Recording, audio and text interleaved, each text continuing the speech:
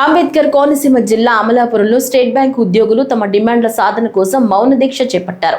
అఖిల భారతీయ state bank ఉద్యోగుల సమైక్య ఆధ్వర్యంలో general secretary comrade L Chandrasekhar పిలుపు మేరకు జిల్లాలోని వివిధ మండలాల నుంచి వచ్చిన ఉద్యోగులు అమలాపురం గడియార స్తంభం సెంటర్లో చేరుకున్నారు.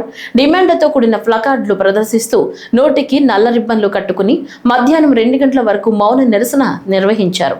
అనంతరం state bank of staff union Amalapuram regional secretary why Ganesh మాట్లాడుతూ దేశవ్యాప్తంగా ఈ మౌన పోరాటం కొనసాగుతోందన్నారు.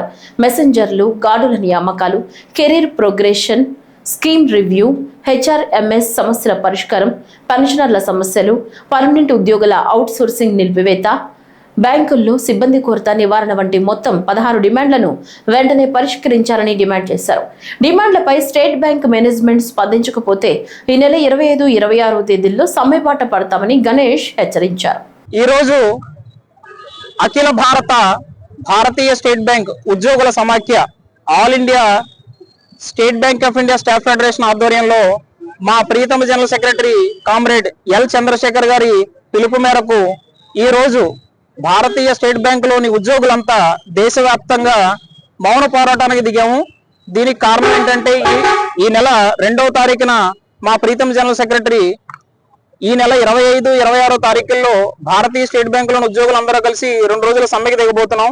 ఆ సమ్మెకి సంబంధించి నిరసన కార్యక్రమాల్లో భాగంగా ఈ రోజు ఇక్కడ కోనసీమ జిల్లాలోని అమలాపురం గడియార స్తంభం దగ్గర కోనసీమ జిల్లాలోని భారతీయ స్టేట్ బ్యాంక్ బ్రాంచ్ల ఉద్యోగులందరూ కూడా ఇక్కడ చేరి ఈ మౌన పోరాటాన్ని ప్రదర్శించడం జరుగుతుంది. దీనికి ప్రధాన కారణం మా 16 డిమాండ్లు. అవేంటంటే ఎందుకు చెప్పదలుచుకున్నామంటే ఇది ఖాతాదారులు కూడా తెలియాల్సిన అవసరం ఉంది. ఇవన్నీ కూడా న్యాయబద్ధమైన, చాలా అందరికీ ఆమోదయోగ్యమైన మా డిమాండ్స్. ఆ డిమాండ్స్ ఏంటంటే బ్యాంకులో గత 29 సంవత్సరాలుగా మెసెంజర్ల రిక్రూట్మెంట్ జరగలేదండి. సో మెసెంజర్ రిక్రూట్మెంట్ కోరుతున్నాం, అలాగే గార్డ్స్ రిక్రూట్మెంట్ కోరుతున్నాం.